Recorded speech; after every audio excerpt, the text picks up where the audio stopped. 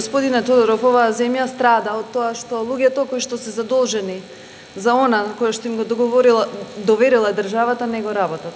Мене ми е работа денес да ја контролирам вашата работа како одговорни, како луѓе кои што се задолжени и платени да бидете сервис на граѓаните, вклучително во состојби какви што се овие.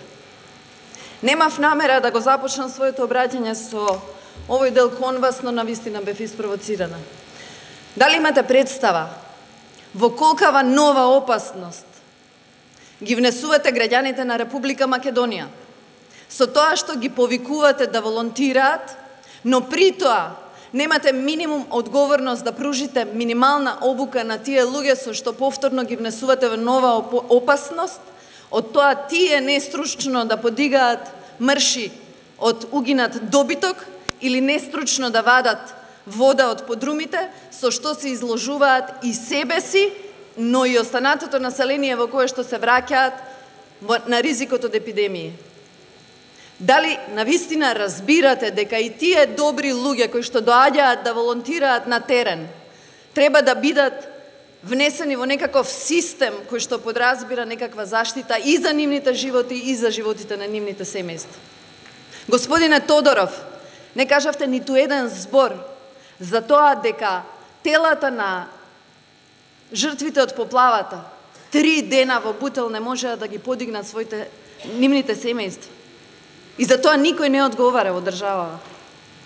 Господине Тодоров, фактот дека се е предизборен маркетинг во вашето обраќање се аргументира со податокот дека се заблагодаривте на сите, освен на луѓето од странство кои што притекнаа во помош на оваа земја.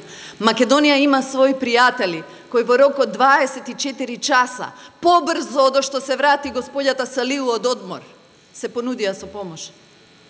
Господине Тодоров, ќе побарате ли одговорност од раководството на македонската телевизија, која што во 2 по полноќ се уште немаше информација дека на Македонија и се случила катастрофална поплава која што однела жртви? Господине Тодоров, ќе одговорите ли денес дали 22 жртви се конечната бројка на жртви во овој регион и дали има други жртви кои што ги очекуваме, или по примерот на Диво населје, кога ви фалат 4 или кога имате плюс 4, тоа за вас не е важно, иако се работи за човечки живот. А сега да се вратам на она што беше мој концепт, без да бидам испровоцирана од господинот Тодоров. 6 август 2016 година е нова темна страница во историјата на Македонија. Тоа е датум кој што покажа дека македонските институции се комплетно колабирани.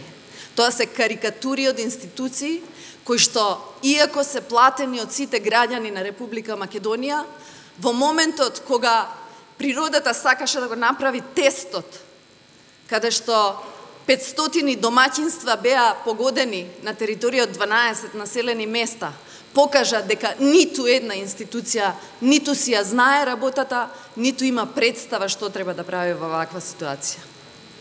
Сите институции беа занемени и парализирани се додека не се врати Никола Груевски од годишен одмор. Тоа беше првиот момент кога на телефон беше повикан господинот Шабан Салиу, кој што во својата фиока прва работа што треба да има е процедура за тоа кои чекори поред треба да ги превземе во случај на ваква елементарна непогода.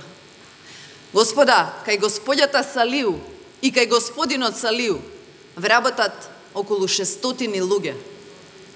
Жал ми е што оваа власт на ВМРО, ДПМН и ДУИ овие луѓе ги разбираше како задоволување на партиските апетити за вработување, а не како луѓе кои што се платени да помагаат било кому кој што ќе се најде во непогода. По елементарната непогода и натаму продолжуваат жртви.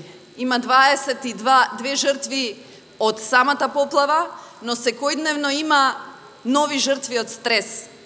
Јас бев утредента рано наутро во Сингелич.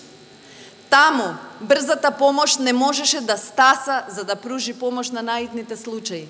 Сообраќајот беше комплетно закрчен. Таму погребалните предпријатија не можеа да стигнат да ги подигнат телата на жртвите. Во Сингелич не можеше да се доставува ниту помош, ниту пумпите кои што беа донесени од градоначалниците од Куманово и од Струмица, не можеа да влезат на терен за да ги вадат. Се разбира и останатите кои што беа донесени од дирекцијата, не можеа, патот беше непрооден за да влезат и да ја пружат својата помош. Мене ме интересира дали е нормално во една држава да зата и во исто време Управата за хидрометеоролошки завод, која што не предупреди за состојбите што е нејзина основна задача. Како е можно пред министерот Митко Чавков да се најде еден патник на обиколницата кој што ќе спаси повеќе животи од целото министерство со кое што тој раководи? Тоа се прашања на кои што навистина не заради опозицијата, заради секој од нас треба да ги добиеме одговорите. Во поплавите, во регионот кој што е поплавен, природата не е селективна. Таму не страдаат жртви само од една политичка партија, од една етничка припадност. Таму стравот и жртвата е кај сите подеднакво. Полицијата и војската беа 2 дена исто така парализирани, се додека не се случи преку телефон, преку медиумите блиски на власта да добиваат команди од Никола Груевски, кој што во моментов е цивилно лице и не разбирам пред кого ја носи одговорноста за наредбите кои што ги издава. Јас навистина не можам да разберам како е можно господинот Никола Груевски да дава наредби да се одржи седница на влада на која што ќе бидат усвојувани точки. Што тоа го прави различен од било кој друг од нас денес да се појавиме некаде и да издадеме наредба на институциите да делуваат онака како што ние посакуваме? Пред кого тој ја носи таа одговорност?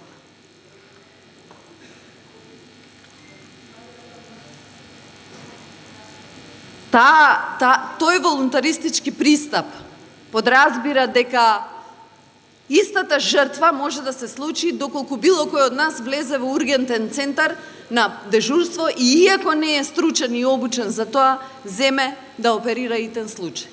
Тоа е истата одговорност да луѓе кои што се нестручни се обидуваат да најдат решенија за ситуации како што е поплавата на тотално волунтаристички и несериозен начин. Затоа мислам дека е време за одговорност која што подразбира не само морална, туку и политичка, а дури во некој случај и кривична одговорност. За таа цел на Македонија е подитно неопходно да се изготви анализа и извештај за вистинските причини кои што доведоа до овој настан, но и за секој поединечно кој што таа одговорност јас носи. Заради тоа што доаѓа време во која што фактурата за секој исечено дрво, фактурата за секој погрешно потрошен денар, фактурата за секоја бесправно изградена градба, фактурата за сиот лоповлук, за сета негрижа, за сета партизираност и за сета неодговорност при поставувањето на кадровските решенија на институциите, ја плаќаме, за жал, со животи.